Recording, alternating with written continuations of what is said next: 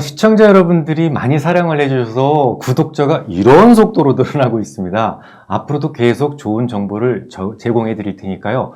많이 좀 참여를 해주시고 제 방송을 즐겨주셨으면 좋겠습니다. 고맙습니다, 여러분.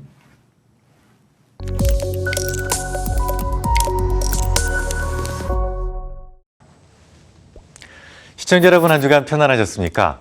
저는 아들에게 보내는 편지를 누구나 인터넷에서 쉽게 찾아 읽으실 수 있도록 모두 공개해 놨습니다.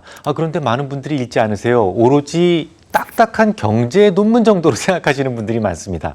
그렇지 않아요. 제 아이들이 중고등학생 때 그들을 위해서 어떤 일을 할 수 있을까라는 것을 고민한 적이 있어요. 마침 제가 경제에 대한 아주 옅은 상식이 있었기 때문에 좀 더 쉽게 접근시킬 수 있는 방법을 고민하기 시작을 했었습니다. 그래서 역사와 인문학 등으로 가볍게 시작을 해서 점점 금융상식의 코업으로 접근하는 구도가 만들어진 겁니다.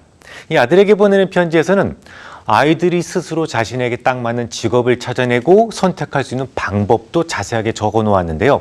이 직업 선택이 주로 실패하는 이유 중에 하나가 이 돈 벌 수 있는 일에만 집착하기 때문이거든요. 일반적으로 지금 가장 핫한 게 뭐지? 돈이 될 수 있는 업종이 뭐지? 이걸 보고 그 안에서 계획을 수립합니다만 이 대부분 이런 계획들이 제대로 돌아가는 일은 거의 없습니다. 이 세상에는 너무도 많은 인간적 변수가 존재하기 때문이죠. 그래서 직업 선택에 앞서 근사한 계획을 세우는 것은 전혀 도움이 되지 않아요. 그보다는 지금 당장 소름이 끼칠 정도로 재미있는 일을 시작하는 것이 좋습니다. 즐기다가 돈이 생기는 경우는 있어도 돈을 쫓다가 부자가 되는 경우는 매우 드뭅니다. 제가 지금 인간적 변수라는 그런 용어를 썼습니다. 요게 바로 오늘의 핵심 키워드입니다. 이 종목을 선택할 때 그리고 포트 비중을 이게 구성할 때는 전혀 다른 원리에 의해서 구성이 되는데요. 이 둘 사이의 가장 중요한 차이가 바로 인간적 변수의 유무입니다. 우선 그것부터 설명을 좀 드려야 될 것 같으네요. 인간적 변수로 인해서 근사한 계획이 망쳐졌던 실제 저의 예를 한번 들어봐 드리죠. 지난 2011년도에 저는 전문가 생활을 한 10년 전 넘게 했던 풋내기 전문가였어요. 당시 저는 조만간 김정일이 죽을 수도 있다고 봤었습니다. 그의 아들 김정은은 군부의 얼굴을 드러낸 적도 거의 없었기 때문에 권력 이양의 과정이 결코 순탄치 않을 것이다, 이런 생각을 했어요. 특히 그의 외삼촌이었던 장성택은 이미 권력의 핵심 부에 있었기 때문에 오히려 권력 투쟁에서 밀릴 가능성도 배제할 수 없다라고 생각을 했죠. 그런 생각들을 토대로 만약 김정일이 죽는다면 주식을 다 팔고 좀 쉬어야 되겠다라는 결론에 도달했습니다. 매우 그럴싸해 보이는 전략이었어요. 그해 여름이 가고 가을이 녹익을 무렵 김정일이 실제로 죽었다는 뉴스가 생겼습니다. 그날 보유하고 있던 주식을 모두 팔자는 계획을 미리 세워두었기 때문에 저의 고객들 역시 대부분 잘 따라주셨어요. 저에 대한 로열티가 굉장히 크시거든요. 하지만 김정은은 놀랍게도 권력을 빠르게 장악해 갑니다. 예상대로 그의 김정일이 죽긴 했지만 그로 인해서 주식을 모두 팔았던 저는 멍청한 닭이 되어야만 했지요. 그럼 당시 저의 전략에 어떤 문제가 있었을까요? 너무도 인간적 변수가 많은 사건이라는 점을 간과했어요. 아마도 이전에 실권을 장악하고 있었던 장성택이 뭔가 행동을 먼저 시작했더라면 북한의 역사는 달라졌을 수도 있습니다. 하지만 그런 것들을 막기 위해서 김정일이 죽기 전에 비밀스러운 승계 작업을 하고 있었을 수도 있겠죠. 이런 모두의 경우의 수를 전부 예측해서 주가가 이러이러하게 갈 것이다 라고 결정한다는 것은 그 발상 자체가 코미디입니다. 이후로 저는 이렇게 해서는 안 되겠다라는 생각을 했어요. 인간적 변수가 많은 일에는 굳이 예측하려 하지 말자. 떡잎부터 이게 사과나무인지 가지나무인지 고민하지 말자. 그냥 그 나무에 사과가 열리면 사과를 따고 가지가 달리면 가지를 따자라고 말이죠. 제가 지금 함부로 예측하지 말자라고 말씀을 드렸는데 이것은 특히 초보 투자자들에게는 철칙처럼 지켜야 되는 중요한 원칙이다라는 것을 다시 한번 강조드립니다. 예를 들어 저는 연초에 발생했던 코로나19을 정말 우습게 봤어요. 그냥 지나가는 감기 정도로 봤죠. 여러분들은 좀 어떠셨나요? 만약에 여러분들이 아주 신통한 능력이 있으셔서 향후 미국에서만 22만 명 이상이 사망하고 우리나라에서는 17만 개의 소상공인에게 치명적인 타격을 줄 것이다라는 것을 미리 아셨더라면 어떻게 행동했겠습니까? 당연히 위험자산인 주식은 모두 매도해야 된다라고 생각하지 않았을까요? 김정일이 죽으면 주식을 매도해야 된다라는 것처럼 말이죠. 그러니까 어떤 미래에 일어날 진실을 여러분들이 실제로 모두 알고 있었다고 하더라도 그것 초보자들에게 큰 도움이 되지 않습니다. 저 역시 코로나19을 좀 우습게 보다가 위험성에 대해 인지하기 시작한 것이 지난 4월 9일 방송에서 말씀드렸던 것처럼 이 키신저의 경고 이후였어요. 그날 이후 저는 백신의 가치를 가진 종목이나 혹은 CMO, CRO 관련주에 집중해보겠다라는 말씀을 방송을 통해서 전해드렸었죠. 고객들을 위해 준비한 모델 포트폴리오에 몇 개 종목을 찾아서 즉시 담았고 제법 큰 수익을 지금까지도 기록하고 있어요.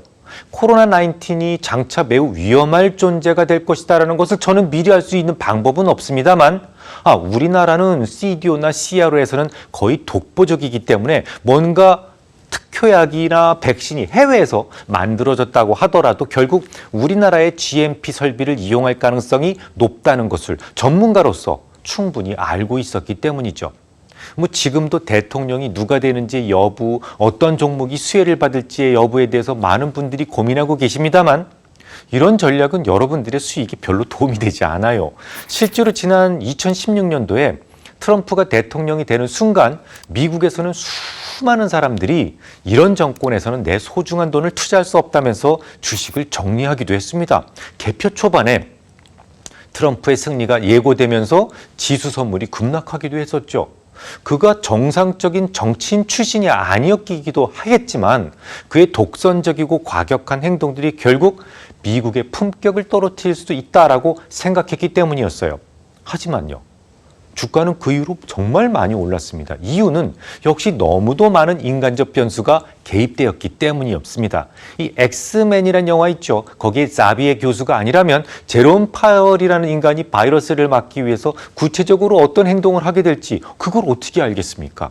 머릿속에 들어가 보지도 않고 시장은 제롬 파월 이후에도 수많은 인간들의 결단이 모여서 방향이 결정되는 것이지 고작 트럼프라는 사람이 한 명이 대통령 의제에 앉았다고 해서 결정되는 게 아니거든요. 그러니까 단지 트럼프가 대통령이 되었다는 오로지 그 사실 하나만으로 포트 비중을 제로로 가져갔던 것은 지난 2016년도에 매우 잘못된 행동이었다라는 겁니다. 자, 그러면 오늘의 본론으로 들어가 보겠습니다.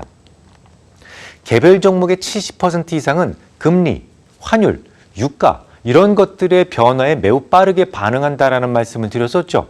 최근 미국 금리는 꾸준히 상승을 했습니다. 지난 화요일 기준 10년물 금리가 0.876%까지 치솟았으니까요. 그러면 금리 변동이 가장 먼저 움직였던 종목이 무엇이든가요? 바로 은행주와 화재주였어요. 은행이라는 게 뭐 하는 기관이죠? 결국 단기 금리로 차입을 해서 빌려줄 때는 장기 금리로 빌려주는 행동을 합니다. 이런 행동을 통해서 수익을 창출하죠. 그러면 단기 금리와 장기 금리의 차이가 벌어지면 벌어질수록 은행들의 수익은 늘어나는 구조로 되어 있어요. 이건 마치 밥을 많이 먹으면 먹을수록 살이 찌는 것처럼 매우 일반적이고 고정적인 원리입니다. 인간적 변수가 전혀 없는 건 아니지만 종목의 선택에는 비교적 간결한 기준이 적용된다는 말이죠. 하지만 포트폴리오 비중은 좀 다른 문제예요. 지난 10월 8일 방송에서 전 이렇게 말씀드렸습니다. 양당 간의 합의 가능성이 낮다고 생각해서 비중을 축소해뒀는데 주가가 좀 오르네요라는 말씀을 드린 바 있는데요. 그날 이후 지금까지 주가는 거의 등락만 거듭하고 있습니다. 물론 저의 포트폴리오는 현재까지 중립을 유지 중이죠. 시장이 위험하다고 생각했다면 죄다 매도하는 게 맞잖아요. 안전하다고 생각한다면 매수하는 게 옳습니다. 그런데 어중간하게 중립을 지키고 있는 이유가 무엇이겠습니까? 역시 인간적 변수가 많이 개입되어 있기 때문이죠. 좀 더 자세하게 설명드려 볼까요? 이번 주에는 마침 11월 FOMC 정례회의가 있을 예정이죠.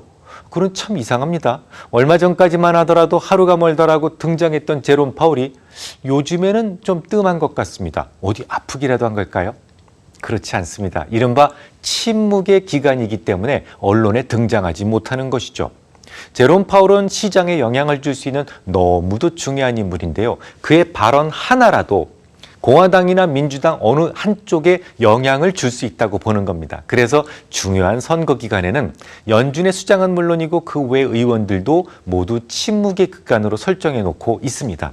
하지만 제 생각이 맞다면 지금쯤 응감하려 온 강아지처럼 안절부절 못하고 있을걸요. 아시다시피 재정협의에 결국 이르지 못했기 때문입니다. 제롬 파월이 그리도 목에 핏대를 세워가며 강조했던 이유는 자칫 골든타임을 놓치게 돼서 이제 겨우 싹을 틔우던 경제가 치명적인 타격을 받을 수도 있거든요. 에이, 그럴 리가. 경기 부양책이 고작 한두 달 늦어진다고 뭔 차이가 있을까라고 편하게 생각하실 수도 있겠습니다만 이 항상 엄청난 위기는요, 아주 티끌 같은 의심으로부터 시작되거든요. 미국의 실업률은 지난 4월 14.7%까지 급등했었죠. 그 이후로 7월까지는 꾸준히 두 자릿수를 유지했습니다. 그럼에도 불구하고 말이죠. 4월부터 8월까지 미국의 가계 가처분 소득은 오히려 전년 동기 대비 10% 이상 증가했습니다. 웃기지 않습니까? 실업률을 증가했는데 가처분 소득이 같이 늘어났다. 그 이유가 있습니다. 지난 3월 말 통과됐던 CARES 액트를 통해서 제공된 소득 보전 대책 때문이었죠. 당시 정부는 개인당 $1,200의 재난지원금을 그냥 줬어요. 그리고 $600의 추가 실업수당을 뿌렸습니다. 기업들도 줬죠. PPP라고 해서 Paycheck Protection 프로그램인데요. 이걸 통해서 그냥 돈다발을 그냥 무차별 안겨줍니다. 이 PPP는 지원금의 상당 부분을 급여로 지불했다라는 증빙만 있으면 그중에 일부를 다른 곳에 전용했다고 하더라도 반환의 의무가 없는 획기적인 지원책이었거든요. 하지만 지난 7월 25일 이 프로그램은 원칙적으로 종료됩니다. 당연히 개인들의 가처분 소득은 뚝 떨어질 수밖에 없겠죠. 그나마 다행히도 트럼프가 즉각 나섭니다. 행정명령을 동원하죠. 소득 보존 정책을 일부라도 유지하게 되었는데요. 연방정부 실업급여가 그 $600에서 $300로 하향 조정된 채로 유지가 됩니다. 하지만 말이죠. 이건 양당 간의 합의로 만들어진 정식 부양책이 아닙니다. DRF라고 해서 Disaster Relief Fund라고 하는 재난 구원 기금을 통해서 조달한 자원이기 때문에 11월 말이 되기 전에 모두 소진되게 됩니다. 결국 의회 타협이 없다면 이번 달 안으로 소득 절벽이 가시권에 들어올 수 있단 말입니다. 그러면요, 이 직업을 잃어버린 사람은 집세도 못 내요. 할부로 구매한 차량에 대해서도 원리금 납부를 중단할 수밖에 없습니다. 그럼 우리 진중하게 생각해 보죠. 지난 금융위기도 이런 식으로 촉발됐잖아요. 직업을 잃고 원리금 납부를 못하니까 ABS나 MBS가 부실해지고 이와 연계된 은행들이 부실해지면서 금융경색이 온 겁니다. 누구도 믿지 못하고 대출이 꽉 막혀버리는 바람에 연쇄 부도의 위험이 빠지는 것, 이게 바로 금융경색이잖아요. 일단 시장에 의심이 살살 퍼지기 시작하면 이건 삽시간에 확산됩니다. 물론 금융위기 이후 MBS는 모두 국가 관할권으로 들어갔기 때문에 집세를 좀 못 낸다고 해서 당장 문제를 만들지는 않습니다. 하지만 대부분 할부로 뭔가를 구입하는 미국인들의 특성상 이 ABS가 부실해진다면 충분히 금융기관을 부실하게 만들 수는 있어요.